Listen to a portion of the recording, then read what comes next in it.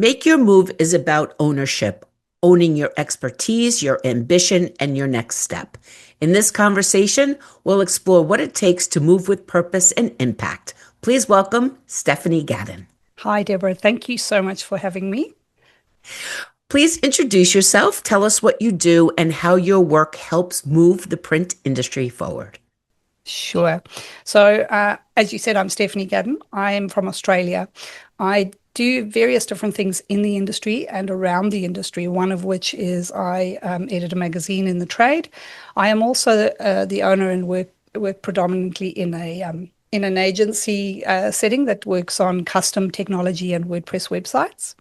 I think for the industry, though, the role that I have the primary impact in is I'm the board chair of Women in Print Australia.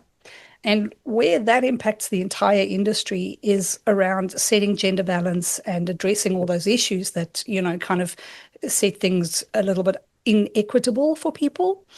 We do a lot of programs and in-person events that are aimed at empowering women, providing leadership training. We do webinars, focused at specific skills. Our breakfast series and our speaker series that we're launching in May this year, which we do every year, does a tour around the country. We are focusing on financial stability, financial independence, and owning your own financial well-being and knowledge.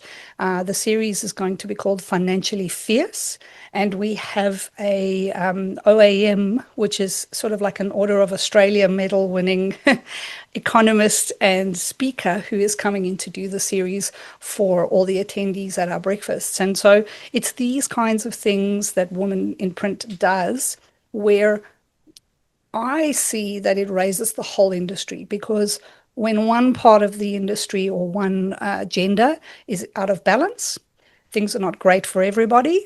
And so the minute we start looking at targeted impacts that help women and other, cohorts of people who perhaps aren't necessarily the majority of the industry, find their place, find their passion, and be happy and well looked after in the industry, the entire industry benefits from that, in my view. So I see Women in Print as the vehicle through which I impact and work at lifting the whole industry up. I think that financial education and freedom is one of the biggest obstacles that women face. And I do think that that will have a ton of impact. And I'm probably going to steal that from you, so just be aware. But it's okay because we have just announced a new partnership. Can you share about that? Absolutely. So I am absolutely thrilled that this has finally come to fruition for Women in Print, not just for our members, but for your members as well. So Women in Print predominantly does in-person events in Australia. And of course, Girls Who Print is a global force that just has this incredible library of resources and tools that you've built up over the years. And so our partnership now is a reciprocal membership. So a member of Girls Who Print Global can take up an associate membership with Women in Print Australia, and our members can take up a Girls Who Print Global membership, allowing each of our sets of members to broaden their entire network, which I see as a really, really big win. And I'll relay an anecdote in this. I went to an industry event last week where I was talking to one of the industry printers who had brought one of their apprentices in. It was an event around apprentices and bosses getting together and talking. And they were saying that they needed a little bit more of something, but they couldn't quite find what they were looking for in the training. And it wasn't more, training from an apprentice point of view, and it wasn't, specific business training that was available. And while I was chatting with them, I suddenly realized, wait a second, Girls Who Print has access to the Print University library through that membership. And so I said to them, are you members of Women in Print? And they both were. And I said, oh, great. Get your code, go and join Girls Who Print Global, go and look at the library of videos, because I'm pretty certain the things you're looking for there are in that library. We're talking about the basic explanation of the different types of printing. This person only works in a digital environment. They've never been exposed really to other types of printing.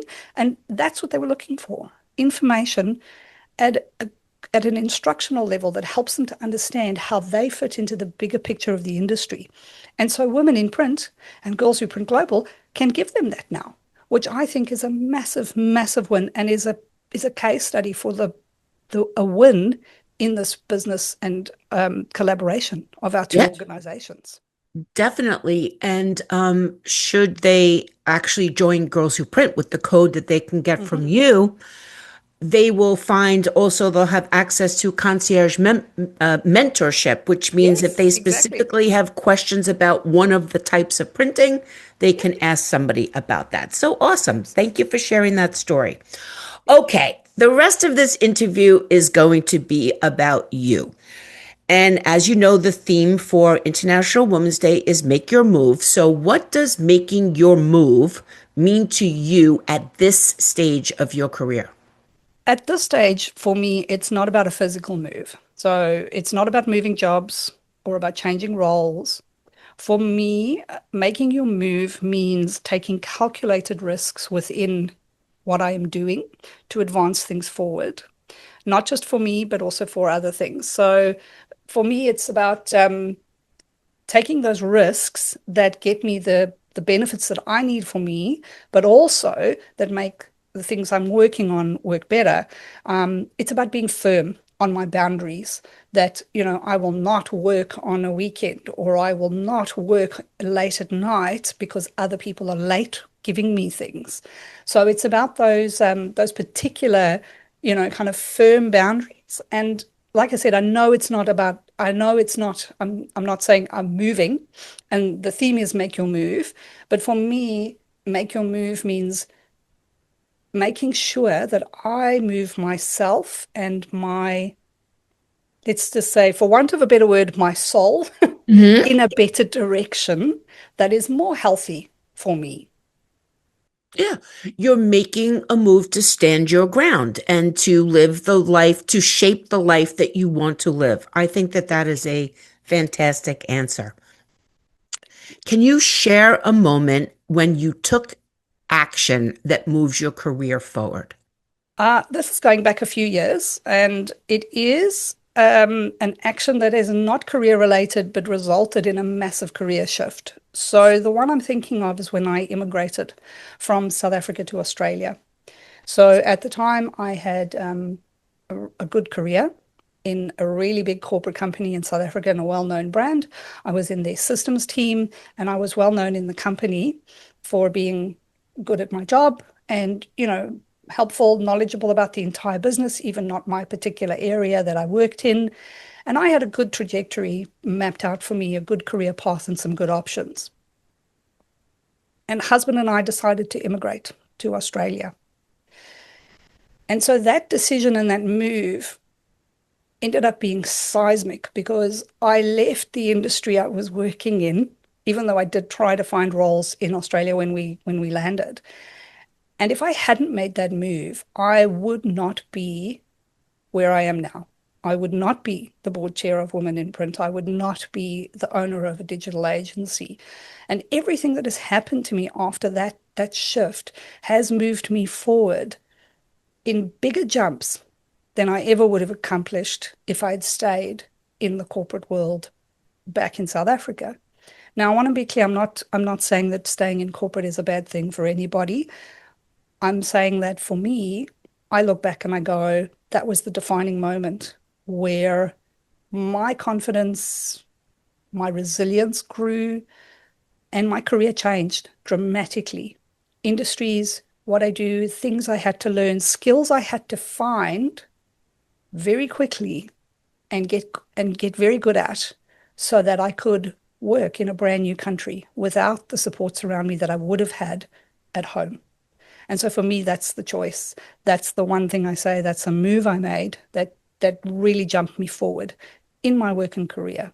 So the next question I want to ask you is how did you know it was the right time to make that move? But you moved countries. So was it for your husband had a job or something? Is that why you moved? Yep.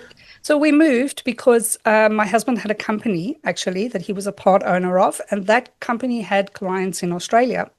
And so the decision was really factored around, well, we have an opportunity to move the head office of the company from South Africa to Australia.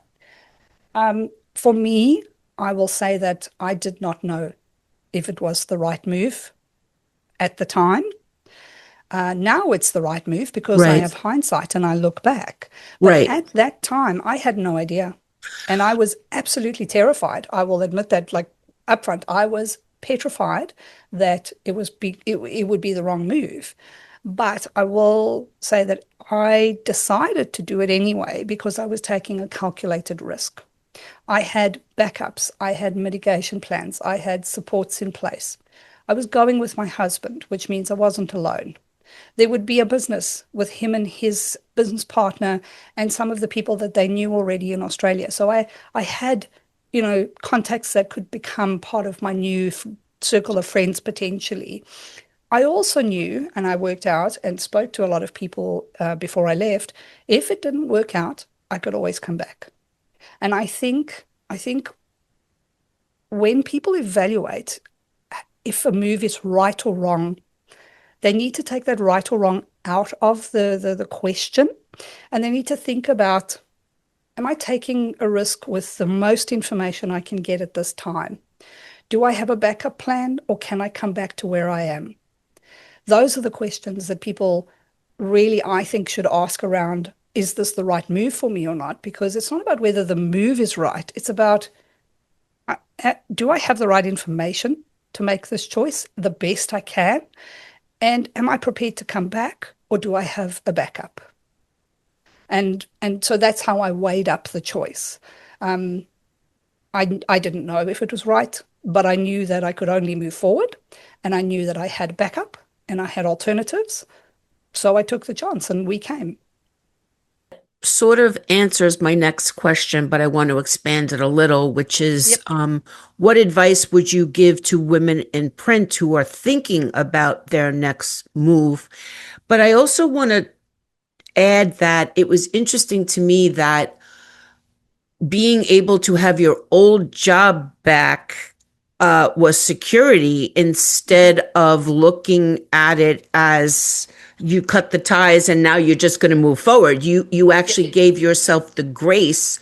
I don't want to say to move backwards, but uh, to to return to the space that you were in to Yep. potentially move forward down another avenue. As we say, girls who print, it's not always a ladder. Sometimes it's a lattice. You have Sometimes to it's a go. sideways move. Absolutely. Um, my advice would be is don't ask the questions that make you say, oh, this is the wrong time because I don't have everything in place. Or this is not what I want to do. I don't want to do this thing that's a sideways move. Or I can't see a clear path to the role that comes after this or the next move two or three steps down. Those are good questions to ask, but they shouldn't be the reason you make the decision to not move or move. They should be part of all the information that you gather up. And so my advice would be gather everything you can together in terms of information and figure out for you what the best backup plan is. For me, it was being able that I could come back because my employer said to me expressly when I handed in my resignation, they went, "Why are you resigning?" And I said, "I'm immigrating. I'm not going to a competitor. I'm not moving companies. I'm actually leaving the country." Okay. And they said to me, "A lot of people come back because it doesn't work out." I said, "I know." And my boss actually said to me, "Would you come back? Because there'll be a place for you." And so I knew in that moment that I had a fallback. And it lessened a lot of the stress for me. Now, I'm not saying everyone's going to be that graceful with you when you resign or you change, but I think figuring out what that backup is for you is my key advice. If something looks risky, but not risky enough that you're going, oh, that's frightening, I'm going to lose my house, see if you can figure out what a good backup or fallback plan is. And if you can put that in place or have it available to you, don't let the excuses and the fear of, oh, it's the wrong time or it's, not all the ducks are lined up or it's not perfect. Things are never perfect. So so figure out what your backup is my primary advice. And then if you can't find another excuse to not do it, then consider doing it. Yeah. Spoken like a true systems engineer. Have a system and Backup. have Yes, fail safes in place, that's as it. opposed to someone like me who's just like, jump, work it out later. This Um, is it. If you've ever lost a database entirely, you know. you are a woman with a backup plan. I know I that know. firsthand. Yeah. Okay, Stephanie, if you wrote your career memoir right now, what would the title be and who would you ask to write the forward? So this was an interesting question for me to think about.